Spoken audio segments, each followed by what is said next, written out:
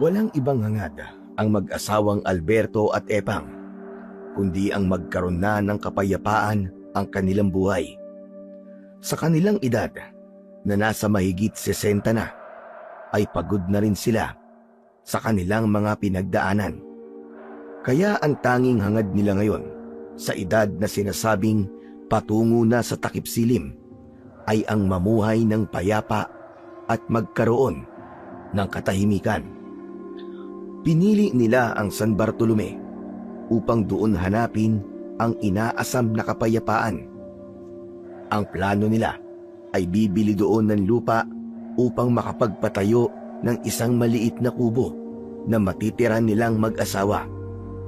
Subalit dahil hindi magiging madali sa kanila ang makahanap kagad ng mabibiling lupa, kaya nagpasyang umupa na lang muna ng kanilang matutuluyan ang mag-asawa. Isang kubo na malapit sa paanan ng bundok ang inalok sa kanila ng taong kanilang nakausap. Ayon sa nakausap nila, ay ipinatayo ang kubo na yon para maging pahingahan dahil malapit lang doon ang kanyang taniman. Dahil madalang tumuloy doon ang taong nakausap nila, kaya inalok nito na yun na lamang ang kanilang upahan. Pumayag sina Alberto at Epang dahil sadyang nangangailangan sila ng matutuluyan. Tana nga Epang andito na sa San Bartolome ang hinahanap nating katahimikan. Yun din nga ang inaasam-asam ko, Alberto. Nakakapagod na rin ang naging buhay natin. Tama ka. Kaya napagpasyahan nating iwan na yon at kalimutan na lamang. Dahil nga ang gusto mo'y magbagong buhay na rin tayo, hindi ba? Abay sa edad natin, kahit paano masisimulan natin yon. Marami na rin tayong nagawang pagkakamali. Sapat na ang mga nagawa nating yon at huwag nang dadagdagan pa. Pero sa plano natin, Alberto, alam nating hindi magiging madali ang lahat. Alam ko, Epang. Kaya nga susubukan natin. Walang mali sa gagawin natin na ito. Sana nga lang pabayaan na nila tayo. Igalang nila ang ating naging desisyon. Makahulugan, puno ng pag-asa at umaasam ang mag-asawa na sa lugar na kanilang pinili ay makakamtan na nila ang hinahanap na katahimikan. Subalit parehong malaking katanungan sa kanila kung malaya na nga ba nilang masusumpungan ang hinahanap nilang kapayapaan o may bahagi pa rin ng nakaraan na susunod sa kanila.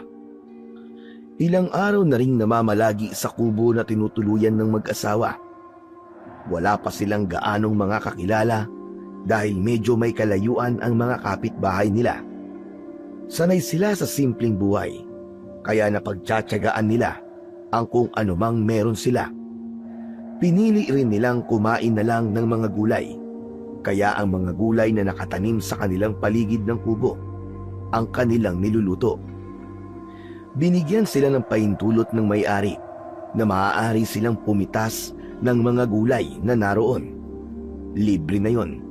Ang pakiusap nga lang ay babantayan nila ang mga tanim upang hindi ito kunin ng ibang napapadaan doon.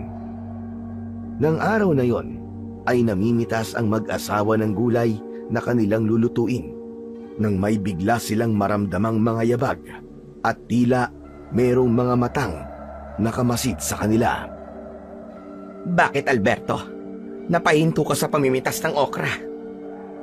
Hindi maganda ang pakiramdam ko, Epang. Nahihilo ka ba? Hindi yun ang ibig ko sabihin. Ano? May ibang taong narito at kanina pa tayo pinagmamasdan. Aba, baka yun na nga yung mga magdanakaw ng tanim dito na sinabi ng may-ari ng kubo na nirerentahan natin. Hindi siya pangkaraniwang tao, Epang. Ano ka mo? Iswang? Oo, naaamoy ko sila. Ikaw ba? Hindi mo ba sila naaamoy? May sipon ako ngayon, Alberto. Barado ang ilong ko. Kaya hindi maayos ang aking pangamoy. Posibleng nasundan nila tayo rito. Dahil di pa nila matanggap ang ginawa natin, ganun ba? Hindi lang yon, kundi dahil may kailangan sila. Humanda ka, Epang. Oo, Alberto. Kanina pa ako nakahanda. Nagtalikuran ang dalawang matanda. Batid nila na anumang sandali ay biglang aatake ang mga aswang na kanina pa nakamasid sa kanila. Mula nga sa masukal na lugar ay lumitaw ang dalawang aswang asbo at dinaluhong sila. Ang aswang asbo ay uri ng aswang na nakakapagpalit ng anyo ng mababangis na hayop. Subalit bago pa sila inatake ng mga aswang, ay nakaiwas na sila at kasabay noon ay ang pagbabago ng kanilang anyo. Naging aswang gabunan sina Alberto at Epang, subalit ang kanilang pagkaaswang ay nabubukod tangi dahil sila ang mga aswang na merong iniingatang pambihirang bato. Kaya sila ang aswang na mahirap maging kalaban. Bagamat alam ng dalawang aswang asbo na hindi pangkaraniwan ang mga aswang na tulad ni na Alberto at Epang, handa pa rin silang atakihin ang mga ito. Hangad ng mga aswang na makuha sa mag-asawa ang taglay na pambihirang bato upang magamit nila ito sa kanilang kapwa aswang dahil mas magiging makapangyarihan at mas malakas sila sa pangkaraniwang aswang. Sa pagsugod ng aswang asbo kay Alberto, ay agad na nahawakan niya ang leeg ng umataking halimaw. Sinakal ito ng mahigpit at saglit lang ay lumawit ang dila nito, saka hinila ito. Umatungal ng malakas ang aswang asbo na nabunutan ng dila. Samantala, bumaon naman sa katawan ng isa pang aswang asbo ang matutulis na kuko ni Epang na nasa anyo rin ng aswang. Hindi lang kuko ang ibinaon nito, kundi maging ang buong kamay. Sa pagkakabaon ng kamay ay hinawakan ang lamang loob ng aswang asbo at kasamang inilabas yun. Nangisay ang aswang asbo na naalisan ng lamang loob at agad ding binawian ng buhay. Nang matiyak ng mag-asawa na wala ng buhay ang dalawang aswang asbo, ay binuhat ito ni Alberto at inihagis sa malayo. Ang pagiging aswang ni na Alberto at Epang ang dahilan kung bakit sila lumayo at hinahanap ang katahimikan. Dahil nais na ng dalawang matanda ang magbago. Ibig na nilang iwan ang madilim na parte ng kanilang buhay. Pagod na sila sa pagiging aswang. Ibig na nilang simulan ang pagbabago. Mahirap na desisyon yun para sa kanila dahil magiging buntot nila ang panganib. Gaya ng nangyari sa kanila, may mga aswang na pilit hinahanap ang kanilang kinaroroonan. Yun ang isang bagay na hindi nila maaaring iwasan dahil patuloy na susunod sa dalawang matanda ang kanilang nakaraan. Hindi rin ganap na pumapayag ang kanilang lahing iniwan sa kanilang desisyon dahil ang sino mang tatalikod sa pagkaaswang ay kamatayan ang magiging kapalit. Subalit dahil sa taglay na pambihirang bato ni na Alberto at Epang ay hindi yun magawa ng mga pinuno nila. Nagagawa nilang labanan ang mga aswang na ibig pumatay sa kanila. Sa kanilang paglayo ay hindi nila alam kung hanggang kailan sila susundan ng mga kalahing aswang na nais pumatay sa kanila. Dahil nga alam na ang kanilang kinaroroonan, tiyak na may iba pang darating. Kaya ang nararapat lang nilang gawin ay ang umalis na muli sa San Bartolome upang humanap ng ibang lugar na mas ligtas na mapagtataguan. Sapagkat hindi nila masusumpungan ang katahimikan at kapayapaan na nais nila kung mananatili sila sa lugar na batid na ng mga kauri nilang aswang. Ipinagtaka naman ng may-ari ng kubo ang naging desisyon ng mag-asawang matanda na iwan na yun. Gumawa na lang sila ng kung anong dahilan upang makapagpaalam. Walang nagawa ang may-ari ng kubo, kundi ang hayaan silang umalis. Isa pa, bagamat ilang araw lang ang kanilang inilagi sa lugar na yon, ay nagbayad sila ng tama para sa 1 buwan. Naglalakad ang mag-asawang Alberto at Epang. Malungkot na iniwan ang kubo na inakala nilang magiging tirahan na nila ng matagal. Ano na tayo ngayon, Alberto? Saan tayo pupunta? Hindi ko rin alam, Epang.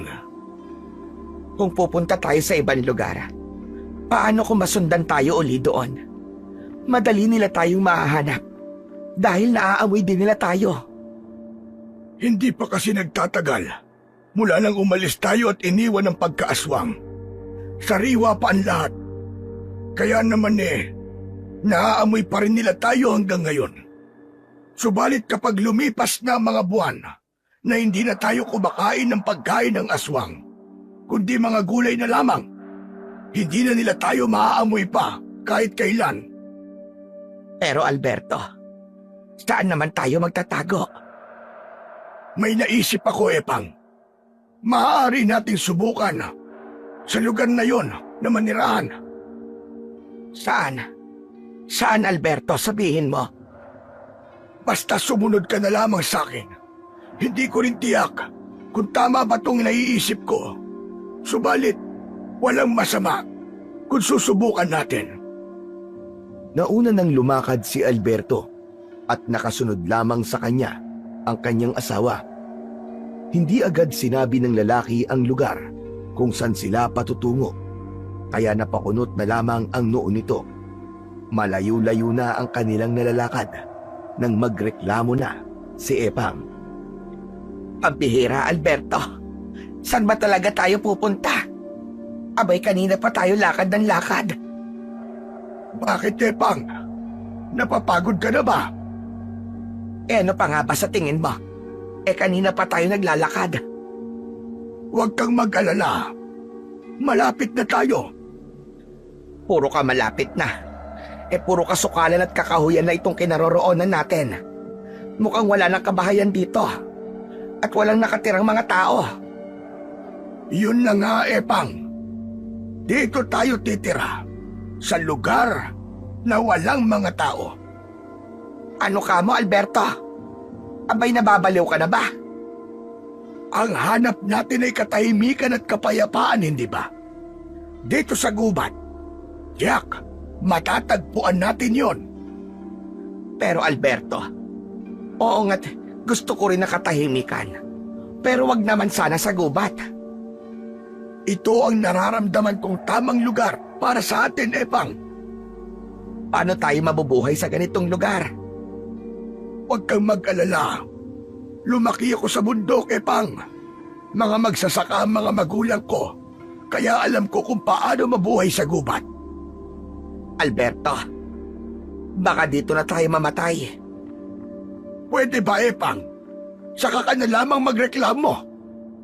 Saka alam ko na magugustuhan mo rin ang tumira sa ganitong lugar. Isa pa, pansamantala lang tayo rito. Hanggang sa ganap nang mawala ang amoy ng pagiging aswang sa atin. Ay nako, ikaw na nga ang bahala. Ano pa nga bang magagawa ko? Nagpatuloy na lang muli sa kanilang paglalakad ang dalawang matanda. Sa kabila ng kanilang edad, ay hindi pa sila ganun kahina. Tinahak nila ang pusod ng gubat.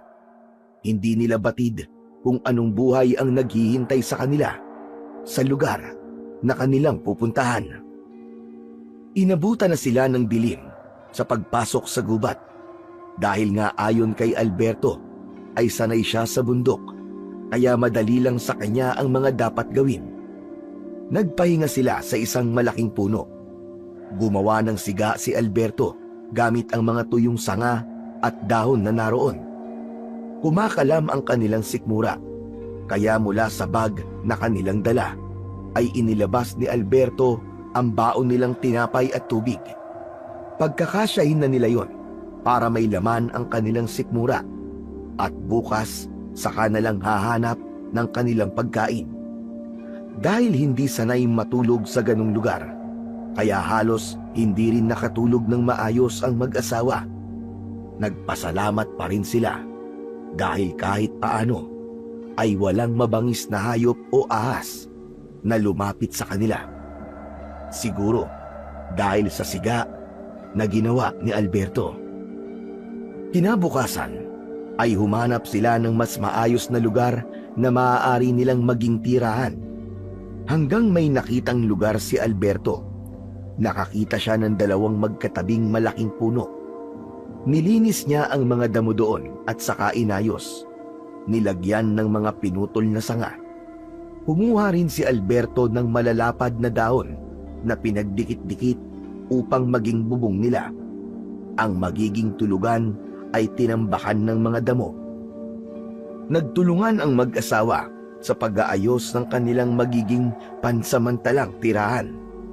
Hanggang sa nakadama sila ng pagod, pero halos patapos na ang kanilang ginagawa. Pwede na itong maging pansamantala nating tirahan, Epang. Pero hanggang kailan nga ba tayo rito sa gubat? Mga 1 o 2 buwan. Hanggang sa ganap nang mawala sa katawan natin ang amoy ng pagiging aswang.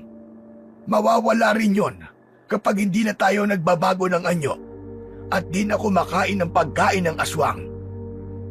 Sana nga'y maging ligtas tayo rito, Alberto. Ako nang bahala, Epang. Huwag kang mag-alala. Alberto, abay ako'y nagugutom na. Ako rin.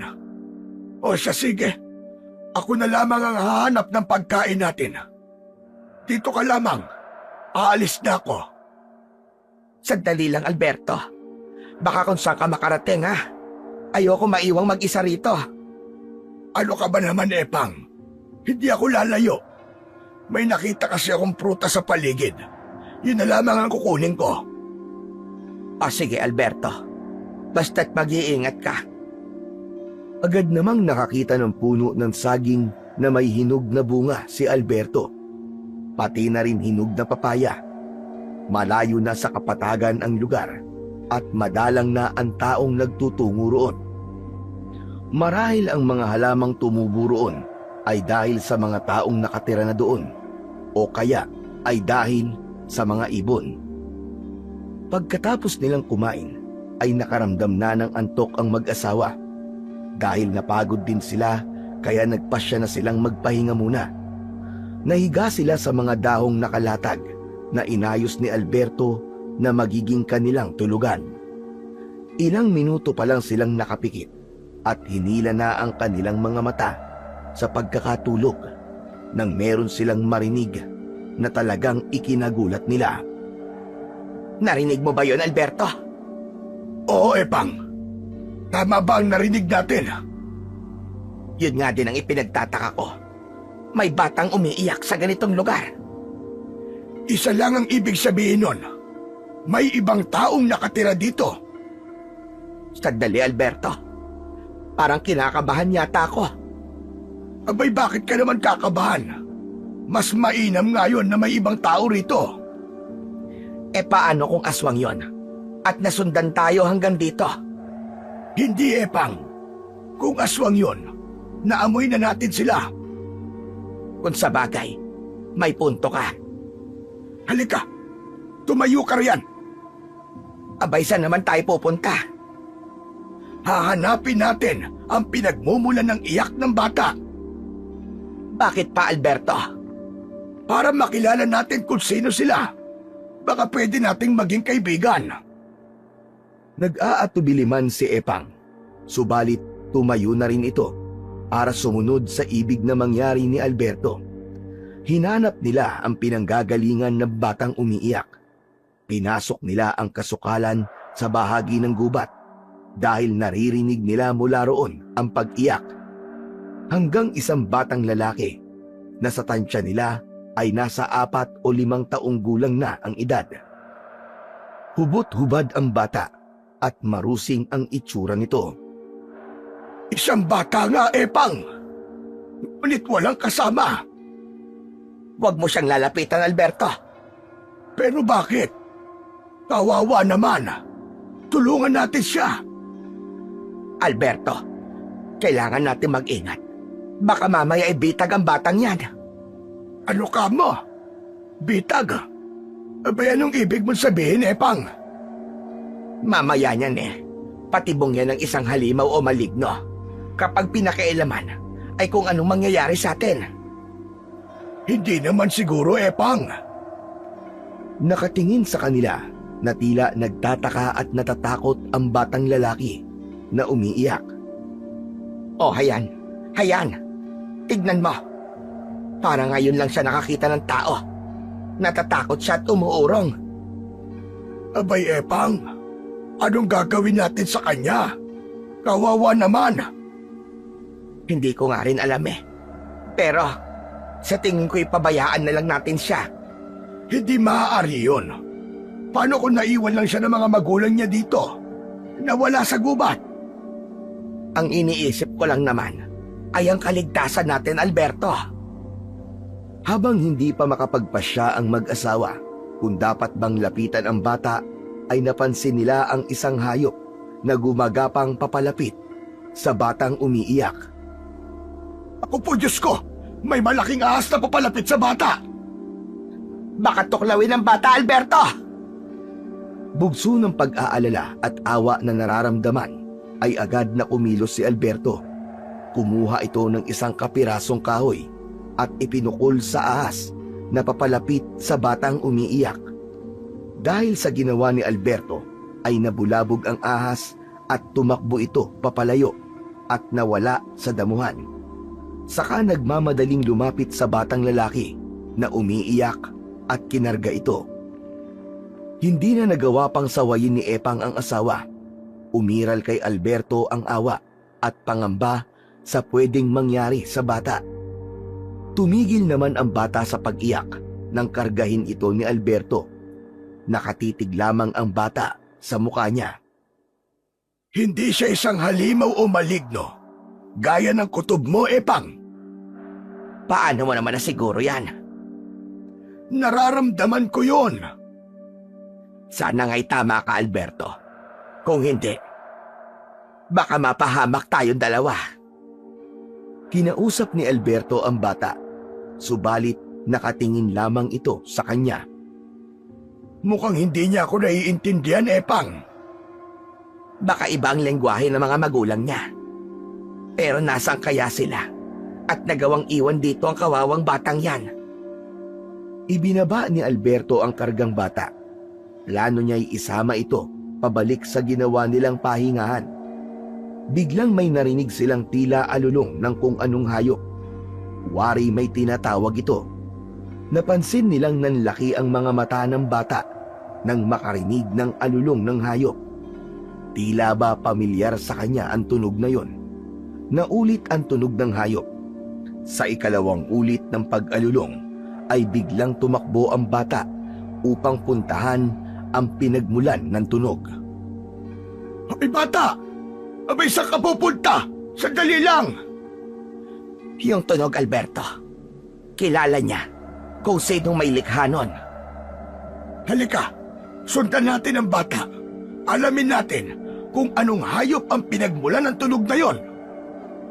Nagmamadali ang mag-asawa na sinundan ang tumakbong bata. Ganun na lamang ang gulat nila sa kanilang nakita at natuklasan. Nasa kubli noon ang mag-asawa sa makapal na halaman. Hindi maaari. Isang asong lobo ang hayop na pinagmulan ng tunog. Tignan mo, Alberto. Hindi siya natakot sa asong lobo at yumakap pa siya sa hayop. Hindi mo ba napansin? Masaya ang mukha ng asong lobo na makita ang bata. Alberto, hindi kaya ang asong lobo na yan ang tanging kasama ng bata dito sa gubat? Pero imposible yun. Tignan mo, Alberto. Sumakay ang bata sa likod ng asong lobo. Komportableng-komportable siya na nakayakap pa doon sa hayop. Epang, mukhang tama ka. Baka ang asong lobo ang nagpalaki sa kanya. Naging palaisipan sa mag-asawa ang bagay na yon. Umalis na ang asong lobo na nakasakay ang bata sa likod nito. Bumalik naman ang mag-asawa sa lugar na kanilang pahingahan. Kanina ka pa walang kibo, Alberto. Wala nang makita natin ang batang lalaki na yon. Epang, hindi ligtas ang batang yon kung mananatili siya rito sa gubat. Anong pinaplano mo, Alberto? Ano kaya kung kunin natin ang bata? Alberto, delikado ang iniisip mo. Epang, kawawa ang bata eh.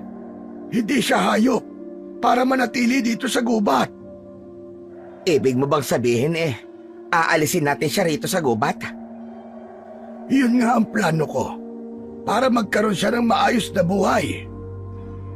Bagamat mabuti ang plano ni na Alberto sa batang lalaking kanilang nakita, hindi naman ganun kadali yun. Lalo na't isang asong lobo ang tila nakikilala nitong mga magulang na nagpalaki sa kanya. Hindi rin nila alam kung paano ba napunta sa gubat na yon ang bata. Alberto, kung aalisin natin sa gubat ang bata, paano naman natin gagawin yon? Mapanganib ang asong lobo. Tiyak na magagalit siya sa atin. Yun nga rin ang iniisip ko, Epang. Pero alam kong merong paraan. Sapagkat kailangan pang manatili sa gubat ang mag-asawa upang ganap na mawala sa kanilang katawan ang nakadikit na amoy ng pagiging aswang. Kaya matatagalan pa sila bago umalis doon. Kaya sa mga sandaling yon ay gagawa sila ng paraan upang mapalapit sa batang lalaki na nakita nila sa loob ng gubat. Ngunit tila hindi na sila mahihirapan pang gawin yon dahil isang umaga sa paggising nila ay hindi sila makapaniwala sa kanilang nabungaran. Alberto! Alberto! Alberto, gumising ka! Madali ka! Bakit, Epang? Ano bang meron? Basta gumising ka. At nang makita mo siya. Sino ba? Bumangon si Alberto at ganun na lamang ang pagtataka niya nang makita sa harap nila ang batang lalaki. Abay, Alberto, sa tingin ko ay kanina pa siya rito at hinihintay ang pagising natin. Anong ginagawa mo rito, iho? Walang sagot na nakuha si Alberto mula sa bata. Subalit ngumiti ito sa kanya. Ibig lang sabihin ay komportable na ang bata at nais nitong makipagkaibigan sa kanila. Bumukas ang bibig ng bata na tila may ibig sabihin. Kaya lamang tunog na kagaya ng sa asong lobo ang lumabas sa bibig nito. Alberto, ginaya niya ang tunog ng asong lobo. Hindi siya nakakapagsalita. Kaya nga ang ibig sabihin lang nun, matagal niya nang kasama ang hayop na yon. Dahil yun lang ang tunog na lagi niyang naririnig. Kaya yun ang kanyang natutunan at ginagaya. Kaya posible talagang ang asong lobo ang nagpalaki sa kanya. Tama ka, Epang. Ganun na nga siguro. Lumapit sa mag-asawa ang bata. Pinagmamasdan nito ang kanilang tinutulugan. Gusto mo bang dito rin matulog? Ngumiti lang kay Alberto ang bata. Humiga ito sa ginawa nilang higaan na yari sa mga dahon at sinapitan ni Epang ng tela. Kumuha si Alberto ng prutas na napitas niya sa gubat. Inialok yon sa bata. Kinain naman ito ng bata at nakangiti pa sa kanila habang nilalantakan ang prutas na ibinigay nila. Hindi naman kumakain ng prutas ang asong lobo. Pero kinain niya ang prutas, Alberto. Abay malay natin. Baka kakaibang asong lobo ang hayop na yon at kumakain din ng mga prutas. Habang pinagmamasdan ng mag-asawa ang batang kanilang kaharap, ay nagkatinginan sila. Dahil may kirot silang naramdaman sa kanilang mga puso. Kirot na ayaw na sana nilang maalala pa. Subalit dahil sa batang kasama nila ngayon, ay hindi nila naiwasang bumalik ang isang alaala. Pagkatapos kumain, ay umalis na ang bata. Hindi na nila ito sinundan, subalit dahil sa kanilang ginawa ay ramdam nilang babalikan sila nito. Lalo na't naiparamdam nila sa bata na hindi sila panganib, kundi isang kaibigan. Wala na ang bata, ngunit nananatiling tahimik ang mag-asawa. Unang napansin ni Alberto na tila kinusot ni Epang ang kanyang mga mata. Abay, sandali lang, Epang. Umiiyak ka ba?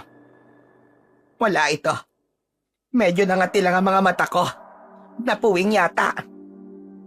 Hindi mo na kailangang ipagkaila pa sa akin.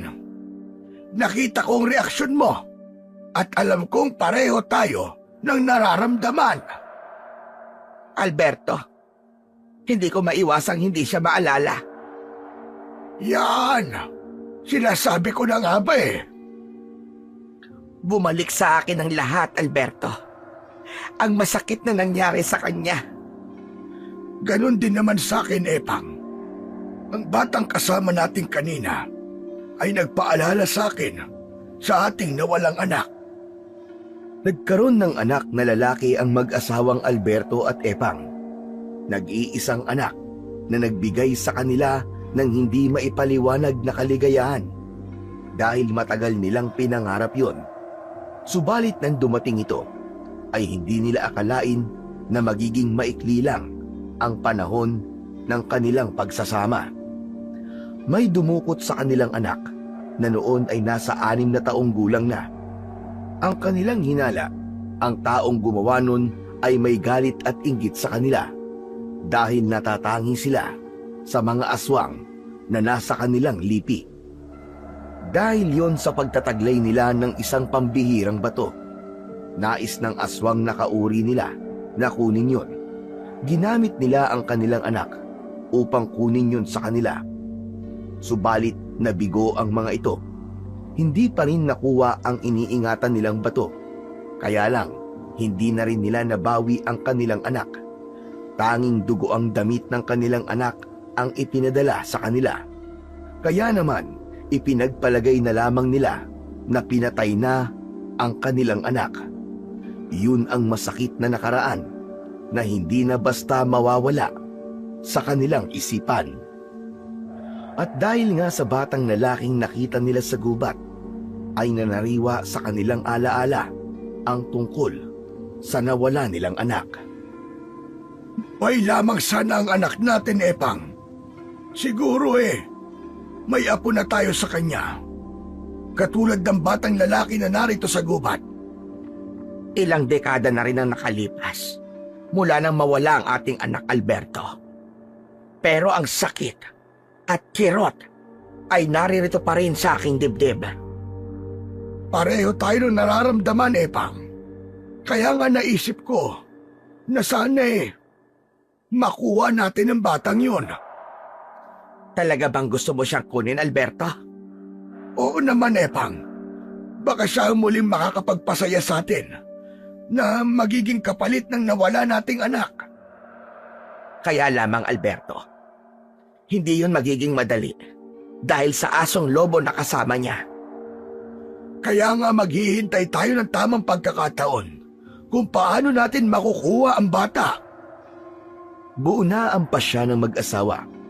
Desidido silang kunin ang batang naroroon sa gubat. Mula nga nang iligtas nila ang bata sa ahas at pinakain nila ito, ay madalas nang bumabalik sa kanila ang bata. Hindi man ito nakakapagsalita, sa pamamagitan ng mga senyas at pagpaparamdam ng mga pag-aasikaso at pagmamahal ay unti-unting napalapit sa kanila ang bata. Gaya ng mga pagkakataong yon na muli itong nagbalik sa kanila. Unti-unti ay tinuturuan nila ang bata ng tamang pagkain. Binihisan rin nila ito. Isinuot ni Epang sa bata ang isang t-shirt ni Alberto. Sa simula ay hindi komportable ang bata. Naiirita ito kapag may suot na damit.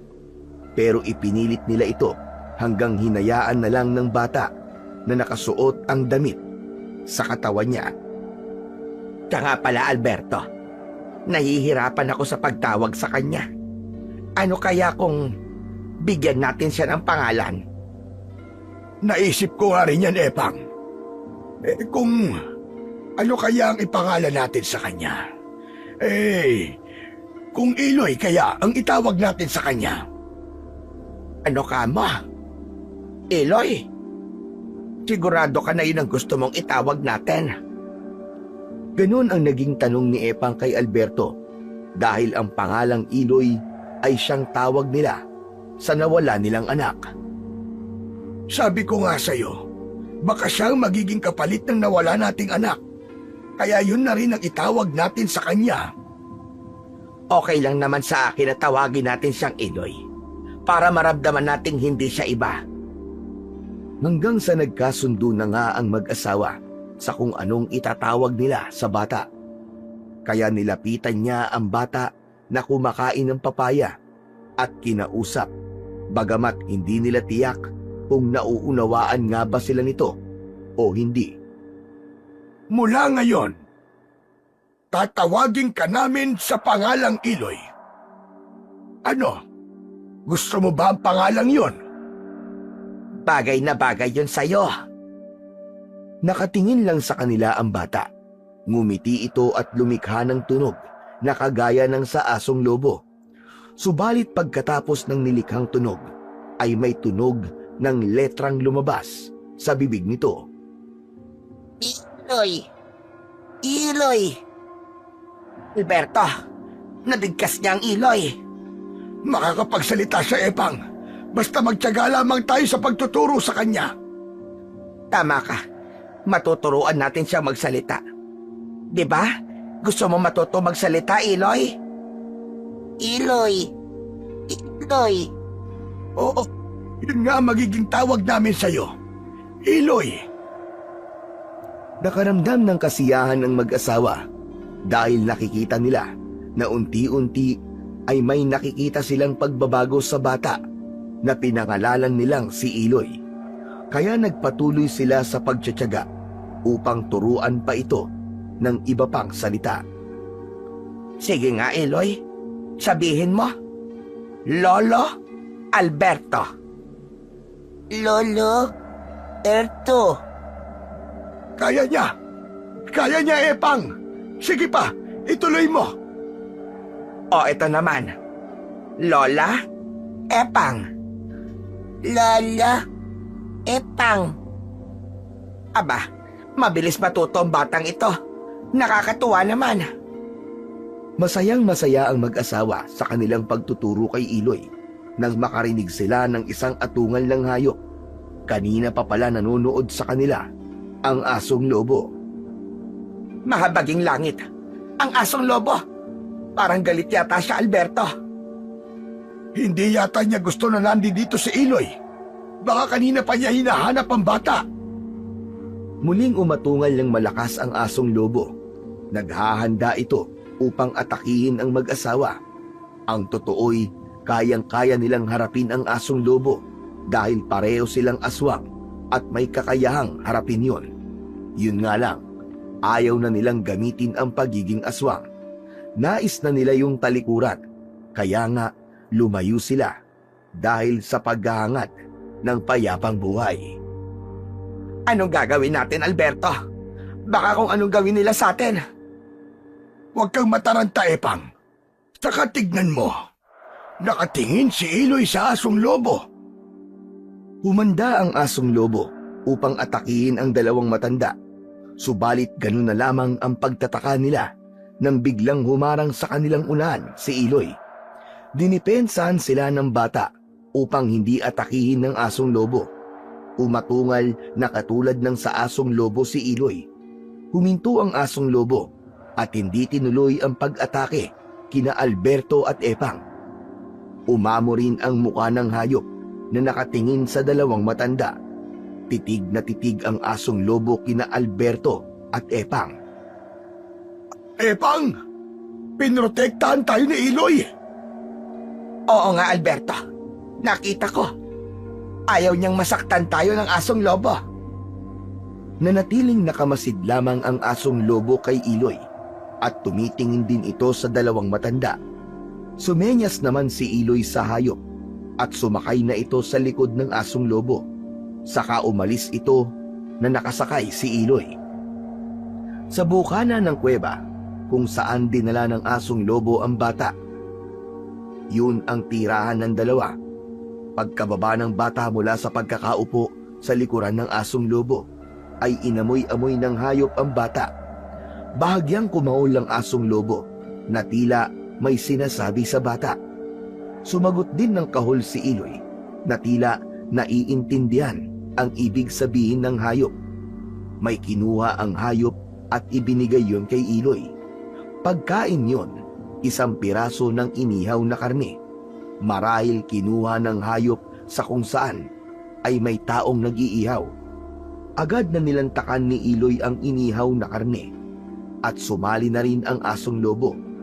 Makikita na masaya ang dalawa habang pinagsasaluhan ang kapirasong inihaw na karne. Pagkatapos kumain ay nagtungo sila sa kakahuyan. Mula sa mga malalapad na dahon ay may mga naiwang tubig ulan at uminom doon ang asong lobo at si Iloy. Kung paanong uminom ang hayop ay ganun din ang paraan ng pag-inom ng bata. Ipinakikita lamang na lahat ng mga ginagawa at pamamaraan ng isang asong lobo ay ang ginagaya ni Iloy. Pagpapatunay lamang yon na sadyang ang asong lobo ang kasama ng bata habang ito ay lumalaki. Ang mga gawi ng hayop ang unti-unting nais baguhin ni na Alberto at Epang na ugali ni Iloy. Hindi yun magiging madali para sa kanila. Pagkatapos na makainom ang asong lobo at si Iloy, ay nakabalik na ito sa may bukana ng kuweba. Magkatabing nagpahinga ang dalawa. Yumakap pa ang bata sa hayop na kung pagmamasdan ay nakakahanap ang bata ng kapanatagan kapag yumayakap ito sa asong lobo. Samantala, nang sumunod na araw, ay muling nagbalik kina Alberto at Epang ang bata. Kasama pa nitong nagtungo sa kinaroroonan nila ang asong lobo. Tila inihatid pa nito ang bata sa kanila, saka ito tumakbong umalis. Aba, tama ba ang pagkakaintindi ko, Epang? Hindi rin ako makapaniwala, Alberto. Tila hinatid dito ng asong lobo si Iloy. Yun na nga. Ibig lang sabihin, pinagkakatiwalaan niya na tayo. Wala rin siyang ginawang anuman sa atin. Yun na nga, Alberto. Sa tingin ko, ay itinuturing niya na rin tayong kaibigan. Ganun na nga siguro. Nang dahil yun kay Iloy, naramdaman ng asong lobo na hindi tayo panganib sa bata at maging sa kanya. Saan kaya nagpupunta ang asong lobo na yon? Madalang kasi natin siyang makita. Baka humahanap lamang siya ng makakain. Iloy, mamaya mag-aaral ulit tayo ng pagsasalita, ha? Tuturuan kita. Nakikita namin, Iloy, na madali kang matututo. Abay, matalino ka. O sige nga, sige nga. Gusto kong sabihin mo. Opo. Opo. Ayun, kaya-kaya niya, Alberto. Nakangiti si Iloy na tila naiintindihan ang sinabi ni Epang. Minsan pa ay nagtiyaga sina Alberto at Epang na turuan ang bata. Nais nilang matuto itong magsalita at maunawaan ang ibang bagay. Subalit pagdating ng hapon ay bumalik sa kanila ang asong lobo upang sunduin ang bata. Hinayaan naman ng dalawang matanda na sumama ang bata sa asong lobo. Sa ganung paraan ay ganap nang nakukuha ni na Alberto at Epang ang loob ng asong lobo. Naging kaibigan na rin nila ito kalaunan. Hanggang sa lumipas pa ang maraming araw, ilang buwan na rin sila sa gubat. Napagpasyahan na ng dalawang matanda na gawin ang kanilang pinaplano. Kailangan na ba natin gawin yon, Alberto? Oo, Epang. Hindi na tayo dapat pang magsayang ng panahon. Mamaya, dadalhin uli rito ng asong lobo ang bata. Yun na rin ang pagkakataon upang maisama na natin sa kapatagan si Iloy. Doon siya nararapat para magkaroon siya ng magandang buhay. Hindi gaya dito sa gubat. Maya-maya nga ay dumating na ang asong lobo at sakay sa likuran ang bata. Gaya ng madalas na ginagawa, ay agad din itong umaalis at iniiwan na lamang si Iloy. Walang kaalam-alam ang hayop na yun na pala ang huling pagkakataon na makakasama niya ang batang kanyang pinalaki. Ilang buwan na rin ang pananatili ng dalawang matanda sa gubat. Sa palagay nila ay sapat na ang mga panahong yon at hindi sila nagiging aktibo bilang aswang upang mawala na ang nakakapit na amoy sa kanila. Handa na silang bumaba sa gubat at gaya ng kanilang napagkasunduan ay isasama nila si Iloy. Kaya naman nang natiyak nila na wala na at malayo na ang asong lobo, ay naghanda na sila upang bumaba ng kapatagan. Panibagong pamumuhay yon para kina Alberto at Epang. Pinasan ni Alberto sa kanyang balikat si Iloy upang mapabilis ang kanilang paglalakad. Tuwang-tuwa naman ang bata at walang kaalam-alam sa plano ng mag-asawa. Sa edad na mahigit 60 ay malakas pa si Alberto, kaya hindi naging mahirap sa kanya na pasanin ang bata. Subalit habang naglalakad sila papalabas ng gubat, ay makikita sa mukha ni Iloy ang pagtataka dahil ramdam niyang papalayo na sila sa lugar na naging tirahan ng bata. Lolo! Lolo! Ah! Ah, Lolo! Aba, bakit Iloy, apo? May problema ba? Ah! Ah! Ah! Lolo! Aw! Aw! Aw! Aw! Aw! Hindi siya mapalagay, Epang. Iba marahil ang nararamdaman niya. Nagtataka siya. Iloy, apo, meron lang tayo pupuntahan. Saka huwag ka mag-alala. Walang masamang mangyayari sa'yo. Hindi ka namin pababayaan.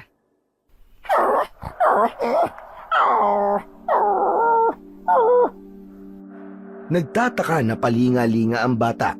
Walang katiyakan kung nauunawaan niya ba ang mga sinabi ni Epang. Bagamat nasa mukha nito ang pagtataka. Pero dahil nga nakuha na ng dalawang matanda ang tiwala ng bata, kaya tahimik na lamang si Iloy. Nakalabas na ng kagubatan sina Alberto at Epang. Nakarating na sila sa lugar na may mangilan-ngilan na dumadaang sasakyan at mga taong naglalakad. Bakas kay Iloy ang pagtataka at pagkabahala sa bagong paligid at sa kanyang mga nakikita. Ibinaba na rin ni Alberto si Iloy sa pagkakapasan upang palakarin na ito. Kaya lamang nang ibaba ang bata ay ayaw nitong maglakad dahil naninibago sa kinaroroon ng lugar. Lola? Lolo? Aba, binabanggit na ni Iloy ang lolo at lola. Siguro ibig niyang sabihin, nasan siya? Tingnan mo ang mukha niya. Nanlalaki ang kanyang mga mata. Parang natatakot. Normal lang yan sa gaya niya ngayon lang nakababa ng bundok. Kaya lahat ng makikita niya ay kanyang pinagtataka. Hindi sigurado si Alberto kung nauunawaan nga siya ni Iloy. Subalit sinubukan niyang kausapin ito. Apo, narito ka na sa kapatagan. Dito na ang magiging bago mong mundo. Kami ng Lola Epang mo ang makakasama mo at mag-aalaga sa iyo. Tama nga naman yon, Iloy. Mas masaya dito kumpara sa gubat. Nakatingin lang sa dalawang matanda si Iloy. Subalit wala na itong magagawa, kaya napahawak na lamang ang bata sa kamay ni Alberto. Samantala, sa gubat sa lugar na iniwanan ng dalawang matanda, nagbalik ang asong lobo. May dala pa itong pagkain para kay Iloy. Ngunit gano'n na lamang ang pagtataka ng hayop na wala na siyang datnan sa lugar kung saan niya iniwan ang batang kanyang pinalaki. Agad na tumakbo ang asong lobo at inamoy-amoy ang daan na posibleng nilakaran nina Alberto at Epang. Umaalulong na may kasamang tahol ang ginagawa ng asong lobo. Sa nililikhang tunog ng hayop ay posibleng sumisigaw ito at tinatawag si Iloy. Maaaring umiiyak din siya dahil wala na ang batang kanyang inalagaan at nakasama na itinuring niyang kanyang anak. Agad namang nakahanap ng matitirhan sina Alberto at Epang. May ipong pera ang mga ito, kaya kahit paano ay may magagamit na panggastos para sa kanilang pagbabagong buhay. Wala naman silang mga mahahalagang gamit, kundi mga damit lamang na pamalit. Sa bago nilang tirahan ay saka pa lang sila bibili ng mga kanilang gamit. Tahimik lang ang bata. Hindi rin ito umiiyak, kundi nagmamasid lamang ng may pagtataka. Mapapansin sa mga mata nito ang pag-aalala na pinapawi naman ng dalawang matanda sa pamamagitan ng pag-aasikaso nila kay Iloy at sa pamamagitan ng pagyakap. Sa bago nilang tirahan ay ipinagpatuloy ni na Alberto at Epang ang pagtuturo sa bata ng pagsasalita, maging ang tamang pagkilos bilang tao upang unti-unting alisin ang gawi ng pagiging hayop na kinalakihan ng bata. Dahil naman sa pagtsatsaga nila ay mabilis na natuto si Iloy. Nakakaintindi na ito ng kanilang mga sinasabi at nakakapagsalita na rin, bagamat paputol-putol at may pagkabulol. Malaking pagbabago yun para kay Iloy na labis na ikinatutuwa ng dalawang matanda. O Iloy, abay bakit ka tumigil sa pagkain? Hindi mo ba nagustuhan ang isdang sinabawan na niluto ko? Yarap! Yarap, Lolo! Yarap! Aba, masarap daw ang sabi ng apo natin. Abay talagang masarap. Salamat, Apo. At nagustuhan mo ang luto ni Lolo, ha? Abay sige, magpakabusog ka. Para sa'yo yung isdang niluto ko. Opo. Hindi lang ang pagsasalita at mga tamang gawi ang itinuro ng dalawang matanda kay Iloy, kundi ang maging magalang din. Dahil kay Iloy ay nagkaroon ng saya at kabuluhan ang buhay ng mag-asawa. Naging inspirasyon din nila ang bata upang ipagpatuloy ang pagbabago, lalo na't tunay na apo ang turing nila sa bata, na ang pangalan ay nagpapaalala ng kanilang nawalang anak. Buo ang pag-asa at paniniwala ng dalawang matanda. Naganap na nilang matatagpuan ang katahimikan at kapayapaan dahil sa plano nilang pagbabagong buhay. Subalit sa gaya nilang mga aswang, wala pa ring katiyakan kung magiging madali nga kaya ang ganung bagay, bagamat patuloy nilang sinusubukan. Unti-unti ay nasasanay na si Iloy sa kanyang bagong paligid. Hindi na rin niya hinahanap-hanap ang asong lobo na nagpalaki sa kanya. Sa pagtulog nito ay maayos na nakakatulog ang bata. Kaya lamang ng gabing yon, mahimbing nang natutulog sina Alberto at Epa nang magising sila sa malakas na sigaw ni Iloy. Umiyak ito ng malakas, kaya agad na nilapitan ng dalawa. Bakit, Apo? Ano nangyari sa'yo? Ayos ka lang ba, Iloy, Apo? Alberto, mukhang nananaginip siya. Iloy! Apo, bakit? Lolo! Lola! Au!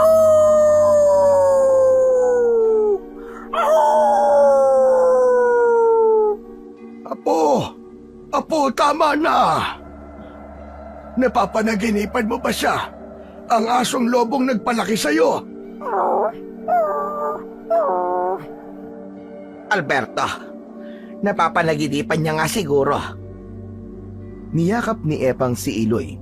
Hinaplos-haplos naman ni Alberto ang ulo ng bata at pinahid din ang tumutulong luha sa pisngi nito. Pilit ipinaramdam ng mga ito sa bata ang kanilang pagmamahal at pagkalinga na hindi ito nag-iisa. Humihikbi ang bata na nakayakap kay Epang hanggang sa makatulog ito. Nang makatulog si Iloy ay pinagmasdan nila ang bata. Nakakaramdam sila ng awa dahil may mga pagkakataon na naaalala at nasasabik itong makita at makasama ang asong lobo na nagpalaki rito. Subalit para kina Alberto at Epang ay hindi na kailangan makita pa uli ng bata ang asong lobo. Nasa bagong mundo na si Iloy, ang mundo na nararapat sa isang tao na kagaya niya. Lumipas pa ang mga araw at taon. Naging payapa ang buhay ni na Alberto at Epang sa piling ni Iloy na nagbigay sa kanila ng bagong kaligayahan. Walang anumang dumating sa kanila upang manggulo. Pakiramdam nila ay yun na ang kapayapaang matagal na nilang inaasam-asam. Subalit ang katahimikan na yon ay mapuputol sa pagdating ng problemang liligalig sa kanilang pananahimik. Isang tao ang makakatuklas ng kanilang kinaroroonan. Yun ay walang iba kundi si Herminio. Hindi ako maaaring magkamali. Si Alberto at Epang ang nasa harap ng tindahang yon. May kasama silang bata. Anak kaya nilang yon. Pero imposibleng magkaroon pa sila ng anak. Habang may iniaalok sa tindahan sina Alberto, wala silang kamalay-malay na may nilalang na kanina pa pala nagmamasid sa kanila. Hindi nila ako dapat makita. Magtatago na lamang ako dito sa poste. Hindi nila dapat malaman na alam ko na kung nasan sila. Samantala, may kakaibang pakiramdam naman si Alberto. Aba Alberto, bakit kanina ka papalinga-linga? Ewan ko ba, Epang? Iba talagang nararamdaman ko. Abay bakit? May sakit ka ba? Hindi yun ang ibig kong sabihin. Abay, pakiramdam ko yan Parang may kanina pa nagmamasid sa atin. Ano ka ba naman Alberto? Guni-guni mo lang siguro yon. Sa palagay ko kinalimutan na tayo ng mga kalahi natin. Ilang taon na lumipas. Walang nanggulo sa atin, hindi ba? Malaki na nga si Iloy. At mahusay na rin magsalita.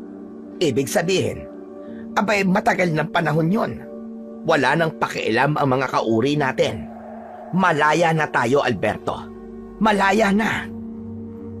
Sana nga, Epang. Tama ang iniisip mo. Lolo Alberto, gusto ko na pong umuwi. Aba, napapagod ka na ba, Apo? Opo. Ako man, pagod na rin sa paglalakad. Halika na, umuwi na tayo. Opo, Lola Epang. Tayo nang umuwi, Alberto, para makapagpahinga na tayo. Maghapon na nating itinitinda ang ating daing at tuyo. Paglalako ng daing at tuyo ang pinagkakakitaan ng mag-asawa. Kailangan nilang paikutin ang kanilang natitirang pera upang hindi yun tuluyang maubos. Sa paglalako ay madalas na magkakasama ang tatlo. Nakauwi na sina Alberto at nakakain na rin sila ng hapunan. Natutulog na si Iloy na napagod sa paglalako. Napansin naman ni Epa na balisa pa rin at tila may malalim na iniisip ang asawa niyang si Alberto. May gumugulo ba sa'yo, Alberto? Kanina ko pa kasi napapansin na malalim ang iniisip mo. Hindi kasi mawala-wala sa isip ko yung naramdaman ko kanina, Epang. Yung tungkol ba sa sinabi mong tila may nakamasid sa atin? Tama ka. Ibang-iba talaga ang kutob ko. Panganib ang dala ng kung sino man yun. Ginugulo ka lamang ng isip mo, Alberto. Epang, alam ko kung ano ang buhay na iniwan natin. Galit sila at may bagay na hindi nila nakuha sa atin. Kaya malamang, matagal na nila tayong hinahanap. Iniisip mo ba ngayon, Alberto, na posibleng alam na nila? Maaaring nakakalat na rin sa iba't ibang lugar ang mga aswang na kauri natin. Sila man ay nasabihan na rin. Sa ilang taon na wala tayong balita, hindi natin batid kung nakapagparami na sila ng lahi. Anong gagawin natin ngayon, Alberto? Dapat tayong magdoble ingat, Epang. Paano kung bigla na lamang may umatake sa atin? Paano kung pati si Iloy ay pagdiskitahan nila? Yun ang wag na wag nilang gagawin kung ayaw nilang mapahamak sila. Isa pa, hindi maaaring makuha ng sinuman sa ating mga kalahi ang pambihirang bato dahil gagamitin lang nila sa lalo pang kasamaan.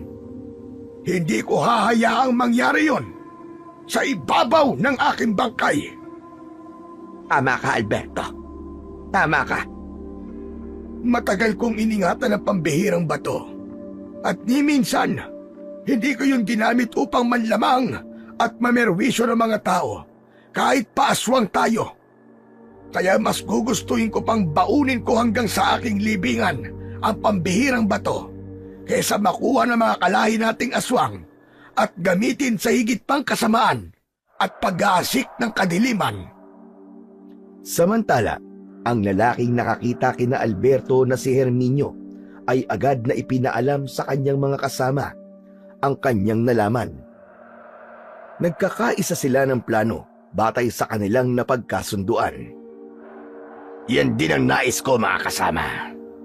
Kaya siguro pinag-adyan ang pagkakataon na makita ko ang taong matagal na nating hinahanap.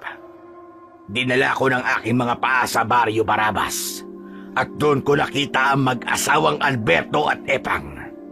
Bukod sa kanilang dalawa, ay may kasama pa silang isang bata. Sa tingin mo, sino naman ang batang kasama nila? Hindi ko rin alam. Imposibleng anak nila yon. Pareho na silang matanda para magkaroon ng anak. Maaaring ampon nila. Pero kahit sino pa yon, nakita kong talagang mahal na mahal nila ang bata. Kung ganon, mahalagang makapagplano na kagad tayo, Herminio, para mapasa atin na yon. Tama ka.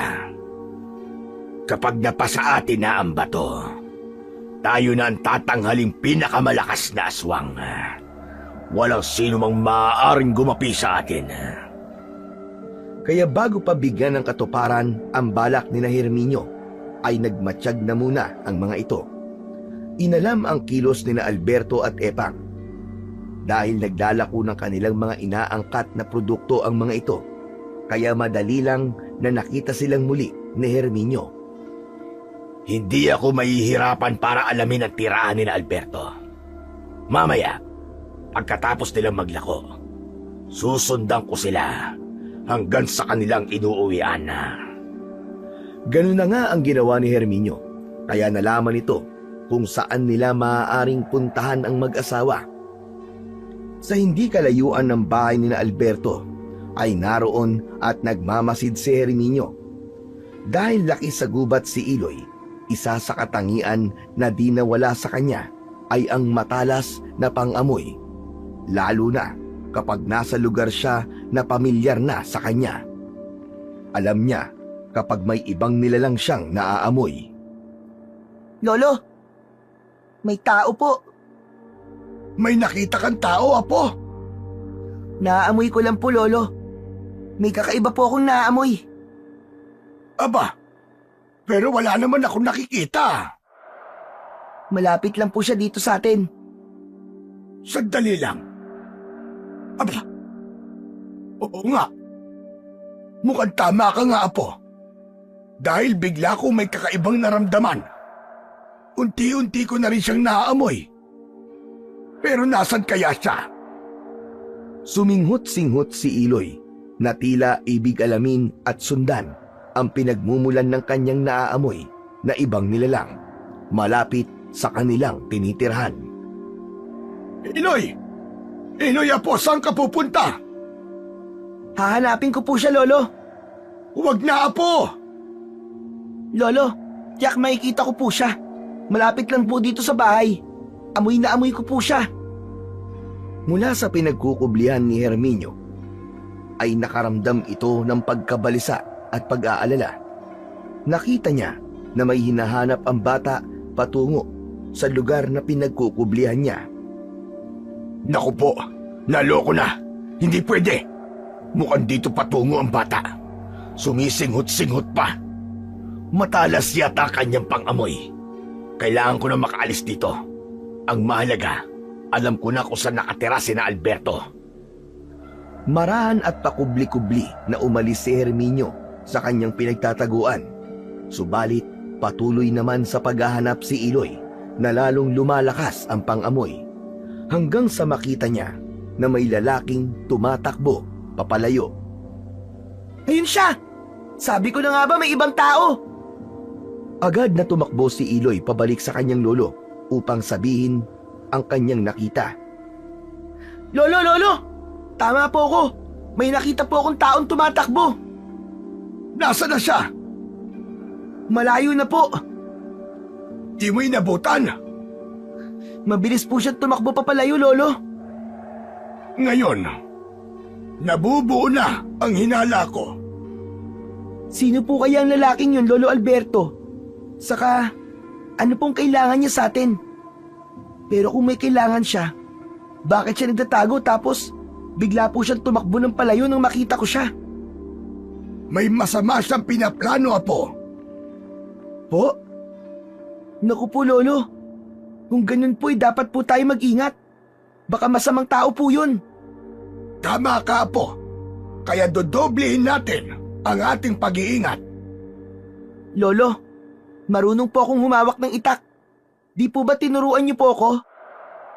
Palagay ko, hindi sila pangkaraniwang tao lamang, Iloy. Ano po? Hindi pangkaraniwang tao?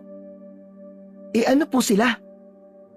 Kahit sabihin ko, hindi mo pa ako ganap na maiintindihan.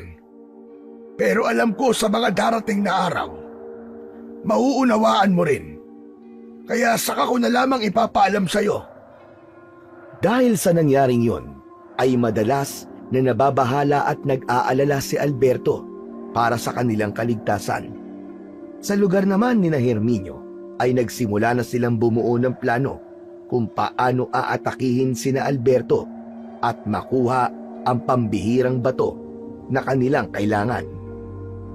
Umanda kayo mga kasama. Kailangan huwag tayong mabigo. Tulungan niyo ako makuha ang ating pakay kina Alberto. Dahil tayo ang makikinabang nun. Maaaring tumagos sa inyo ang bisa ng pambihirang bato sa sandaling mapasa atin. Kaya ngayong gabi ay sama-sama tayong sasalakay. Kung marami tayo, tiyak matataranta ang mag-asawang yon. Nagkakaintindihan ba tayong lahat, mga kasama? Sumang-ayon naman kay Herminio ang mga kausap na gaya niya ring mga aswang. Subalit ng mga pagkakataong yon ay nasaan yung tao pa ang mga ito. Magiging aswang lamang sila kapag umatake na sila kina Alberto. Tahimik na ang gabi. Payapa nang nagpapahinga sina Alberto. Bagamat nasa puso niya pa rin ang madalas na pagkabahala, ay maaga siyang nakatulog ng gabing yon. Wala silang kamalay-malay sa nakaambang panganib na parating. Maliwanag ang buwan na tumatanglaw sa kapaligiran, subalit sa mga bahaging hindi natatanglawan ng liwanag ay doon nagkukubli ang panganib. Hanggang sa unti-unti ay marahang gumapang ang mga nilalang na iniluwa ng dilim. Patungo ang mga ito sa bahay kung saan ay payapang nagpapahinga ang mag-asawang Alberto at Epang kasama ang batang si Iloy. Pumaikot ang nakakatakot na nilalang sa bahay. Sila ang mga aswang na pinangungunahan ni Herminio. Guguluhin nila ang tahimik ng buhay ni Alberto upang kunin ang inaasam-asam nilang pambihirang bato na iniingatan ng matandang lalaki. Samantala, naalimpungatan sa pagkakatulog si Alberto. Agad siyang nakaamoy ng kakaiba dahil tinangayon ng malamig na hangin na pumasok sa loob ng bahay. Hindi maaari. Nandito sila. Nagising na rin si Epang. Nakita si Alberto na tila nababahala at nag-aalala. Bakit, Alberto? Ano nangyari? Huwag kang maingay, Epang. May mga aswang. Narito sila. Napatayo si Epang at napasilip sa bintana ng kanilang bahay. Tama ka, Alberto. Nag-aabang sila sa labas. Nakita ko. At marami sila. Natuntun na nila ang kinaroroonan natin. Teka sandali. Si Iloy. Natutulog ang bata. Gigisingin ko ba? Huwag. Baka maguluhan lang siya. Hindi pa niya maiintindihan ang mga mangyayari. Eh anong gagawin natin, Alberto? Anumang sandali ay bigla na silang aatake. Kumukuha lang sila ng tamang pagkakataon. Maaaring hinihintay lang nilang lumabas tayo. Ang bihirang bato. Iyon ang kanilang kailangan. Subalit gaya ng nasabi ko na, kahit anong mangyari, ay hinding-hindi ko yun isusuko sa kanila. Napakarami ng mga aswang na dumating, Alberto. Nanatiling nakapaligid ang mga aswang sa bahay ni Alberto. Subalit maya-maya ay nakarinig ang mag-asawa ng ingay mula sa labas na tila nagkaroon ng kaguluhan. Kasabay noon ang mga tunog ng kung anong hayop. Ano yun? May kung anong gulong nangyayari sa labas. Dahil sa ingay na naririnig nila, ay nagising na rin si Iloy na bumangon na sa pagkakahiga niya. Lolo Alberto, Lola Epang, ano po bang nangyayari? Bakit ang ingay? May gulo po ba? Upang alamin kung ano ang dahilan ng ingay na kanilang naririnig, ay sumilip sa bintana si Alberto. Ganun na lamang ang kanyang pagkagulat at hindi siya makapaniwala sa kanyang nakita. Nagkakagulo nga sila, Epang. May mga umaatake sa aswang na dapat ay manggugulo sa atin. Napasugod na rin sa bintana si Epang upang malaman kung ano bang tinutukoy ni Alberto. Diyos ko, mahabaging langit. May mga asong lobo na kalaban ng mga aswang. Iyon na nga, may dumating na mga asong lobo. Kaingay ang mga asong lobo na nakikipaglaban sa mga aswang. Narinig ni Iloy ang alulong ng mga asong lobo. Si Awu! Andito si Awu! Napasilip na rin sa bintana ang bata at nakita niya ang pakikipaglaban ng mga asong lobo sa mga aswang. Maraming kasama si Awu! Lolo! Lola! Nandito sila! Nandito sila, Awu! Tama ka, Iloy. Tinulungan nila tayo. Kung ganon, alam na rin ng asong lobo itong kinaroroonan natin. Unti-unti ay nawala ang pagkakaingay sa labas ng bahay. Umurong ang mga aswang na aatake sana kina Alberto. Iniligtas sila ng mga asong lobo. Agad namang lumabas ng bahay si Iloy nang marinig na wala na ang gulo sa labas ng bahay. Maraming asong lobo ang dinatnan ni Iloy sa labas. Hindi niya mawarian kung alin sa mga ito ang nag-alaga sa kanya. Mula sa grupo ng mga asong lobo na naroroon, ay namumukod tangi ang isa roon na lumapit sa bata. Agad itong niyakap ni Iloy. Ilang taon na ang lumipas, ay hindi pa rin nawawala ang pagmamahal ni Iloy sa asong lobo na nakasama niya sa gubat. Nakita ni Alberto at Epang ang tagpong yun. Umiiyak si Iloy habang nakayakap sa asong lobo. Samantalang mababakas naman sa hayop na yakap ni Iloy ang kasiyahan. Mapapansin din ang luha sa mga mata ng hayop. Luha yun ng kasiyahan. May pag-aatubili namang lumapit ang mag-asawa sa hayop. Nag-alala sila na baka kung anong gawin sa kanila dahil sa pagkuha nila sa bata. Salamat! Salamat at nagkita ulit tayo, Awu! Tumangu-tangu naman ang asong lobo na tila nauunawaan ang sinabi ng bata. Siguro'y masama ang loob mo kina Lolo Alberto at Lola Epang, no? Kasi kinuha niya ako sa inyo. Inalis niya ako sa gubat. Pero wag kang magagalit sa kanila, ha? Awu, kasi mababait sila. Mahal nila ako. Matamang nakikinig lamang ang asong lobo sa pagkikwento ni Iloy. Tinawag ni Iloy ang dalawang matanda. Lolo Alberto, Lola Epang, lapit po kayo dito.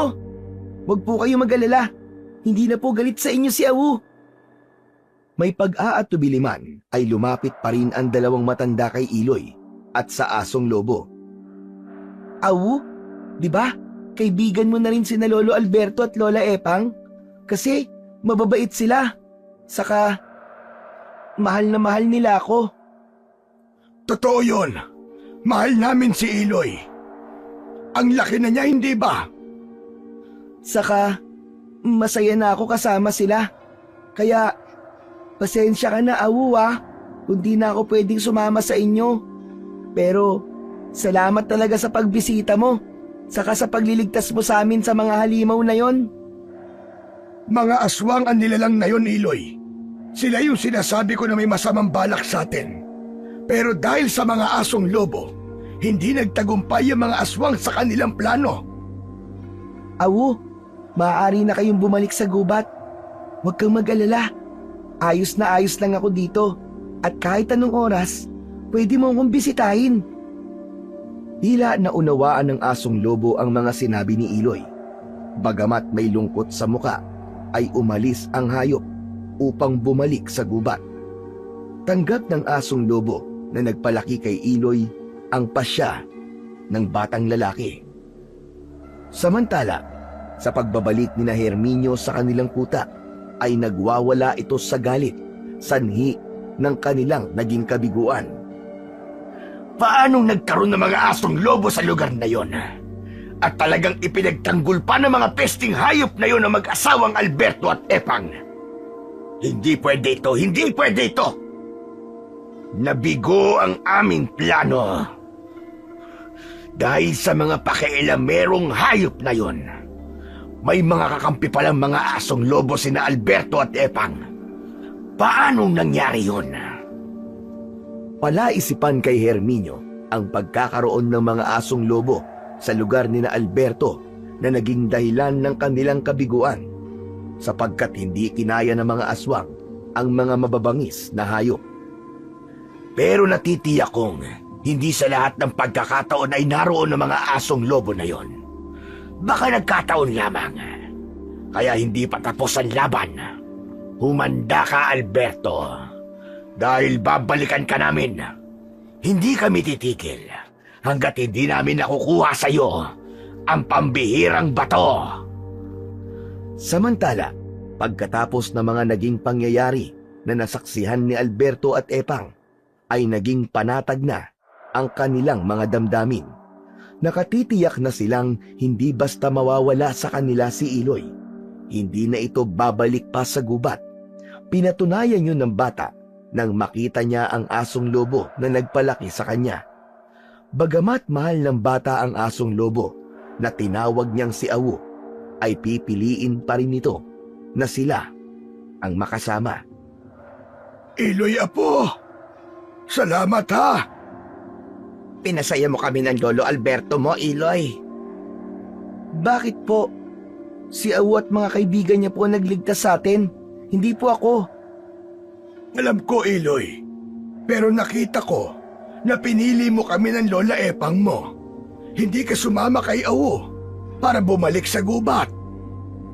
Hindi naman po ako hayop, Lolo Alberto eh.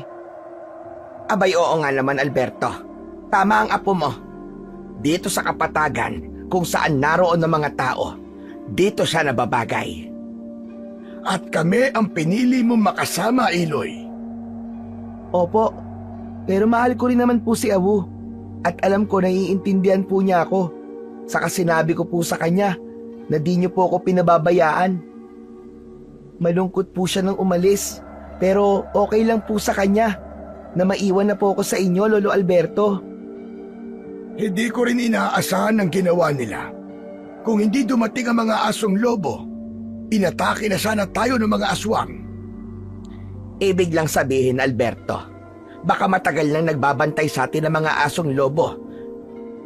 Dahil sa ating apo na si Iloy. Pwedeng ganun na nga. Hindi nila pinababayaan ang apo natin. kahit wala na siya sa gubat. Lolo Alberto, sandali lang po.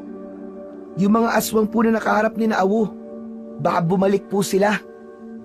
Naisip ko na rin yan, Apo. Dahil nabigo sila sa kanilang plano. Kaya sigurado kong naghahanda sila sa ikalawang pagsalakay. Dapat po maghanda po tayo. Pero alam ko po, hindi po tayo pababayaan ni na Awu. Mukhang tama si Iloy. Nariyan lagi ang mga asong lobo para protektahan ang apo natin. Minsan pa ay tinipon ni Herminio ang mga kauring aswang upang muling bumuo ng kanilang plano. Makinig kayo. Hindi tayo dapat sumuko hanggat hindi natin nakukuha ang pakay natin kina Alberto at Epang. Pabalikan natin sila. Pero hindi tayo maaaring bumalik sa bahay nila dahil sa mga asong lobo na nakikialam sa ating ginawang pag-atake. Ano ba naiisip mo, Herminio? Naglalako nila ng kanilang produkto. Saka natin haharangan si Alberto. Pero wag natin siyang hayaang makapagpalit ng anyo upang hindi magkaroon ng bisa sa kanya ang pambihirang bato. Dapat may dala tayong pampahilo upang mawalan siya ng malay at malaya natin siyang maiuwi dito sa ating kuta. Sige, pag-aaralan namin yan kung paano gagawin. Kailangan sa lalong madaling panahon dahil mahalaga ang bawat sandali. Tutal, tinalikuran na nila ang pagiging aswang. Kaya dapat hayaan niyang tayo na ang makinabang ng batong taglay niya na makakapagpalakas ng ating pagkaaswang. Yun nga lang, pilit pa rin nilang ipinagdadamot yon. Kaya kung ayaw nilang ibigay sa maayos na paraan, dadaanin natin sa marahas na paraan. Agad na ngang ikinasa ng grupo ng mga aswang sa pangunguna ni Herminio ang ikalawang plano.